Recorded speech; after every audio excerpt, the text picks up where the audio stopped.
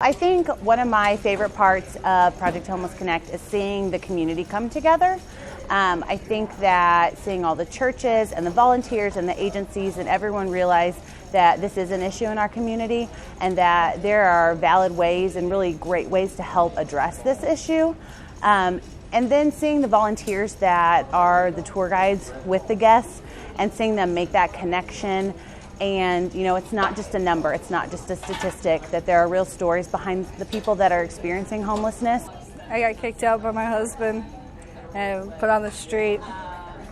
So somebody I thought that would love me for the rest of my life just turned out no good. I'm either staying with friends or camping, staying in the backseat of my best friend's car. A blessing to me has been my family, for sure. That's been helping me out, giving me clothes, giving me a place to go shower, sometimes a place to sleep, you know, helping me make meals for myself. I mean, I don't mind staying on the street. It's just that it gets cold. I'm actually thinking about going to Job Corps and signing up for that, trying to get experience to help me out with the job.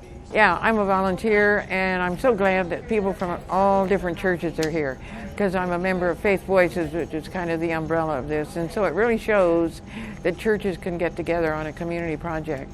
And I've helped a couple of homeless people before, and that's why I'm especially interested. And a lot of times it's people that come in on the train or on the bus out at Conoco, way out of town, and have no idea. They're looking for a place. I know one woman came on the train with lots of luggage and thought she was going to live here. And we went to Salvation Army and we went to the Housing Authority, and nobody had room. So the only thing that we could really do, I took her out for lunch and we did it. We checked the bus schedules, and that afternoon she had to go back to St. Louis.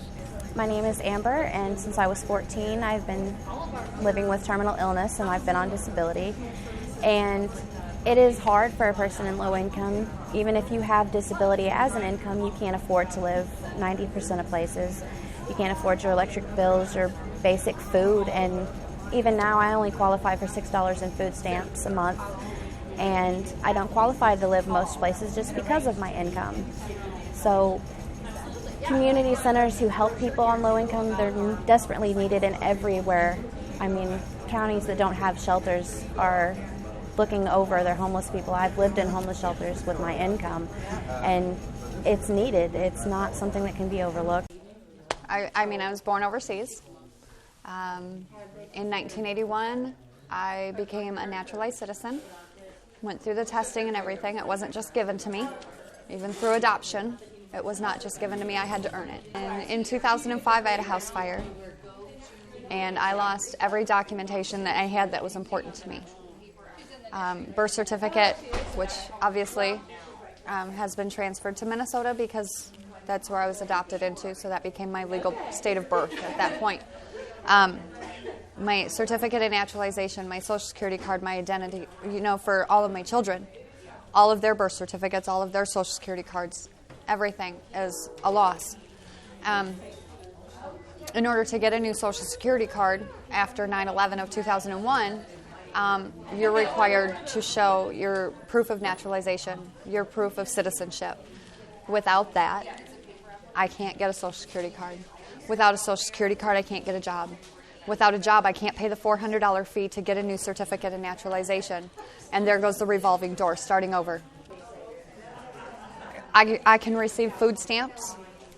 I can be held in Missouri Department of Corrections. But I can't get a social security card to get a job.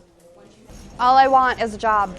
That's all I want. I want my social security card so I can get a job and I can be self-sufficient and I can keep my happy butt out of prison. Well, I think it's been absolutely amazing seeing our community come together and to be able to see that there are gaps where people absolutely cannot get what they need, and fulfill their basic needs to be able to move forward in their life and to be able to exit homelessness. And so I think a day like this is pivotal, and to be able to see all of these service providers and community really come together and wrap their arms around a population of individuals is one of the most amazing things I've ever seen. So it's just been inspiring and just overwhelming, and I think it's gone phenomenal. I think it's been a learning experience, and every year we'll just grow and change and see what we can do better. But I think we've really had the ability to make a difference today, and I'm so proud to be a part of it.